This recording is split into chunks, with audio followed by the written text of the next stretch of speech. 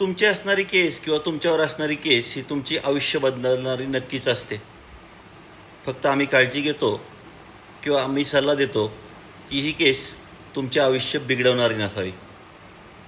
तुम्ही मग रोज जाऊन कोर्टात बसताय, 11 ते 5 तिथं थांबताय, काही होत नाही. कोर्टात 5 मिनिट तुमचं काम चालतं, तुमच्या केसला तेवढंच महत्त्व आहे, कधी कधी ते जास्त वेळ चालतं.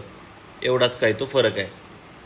मान्य न्यायालयात तुमचा प्रेझेन्स बोटगीच्या केसेसमध्ये किंवा डिवोर्सच्या केसेसमध्ये हा फक्त 2 किंवा 3 वेळा पूर्ण केसमध्ये किंवा 1 वर्षात 1.5 वर्षात आला पाहिजे. त्या पलीकडे जर तुम्ही कोर्टामध्ये जाताय तर तुम्ही अत्यंत रिकामटेकडे आहे किंवा अतिविचार करणारे आहे. मग आमच्याकडे येतात अतिविचार करणारे. सुरू करायला 6 महिने, भेटायला 4 महिने, आणि हे अतिविचार करणारे सगळ्यात पहिल्यांदा हरतात. त्यामुळे केसच्या जिंकण्यावर लक्ष द्या, बाकीकडे नको.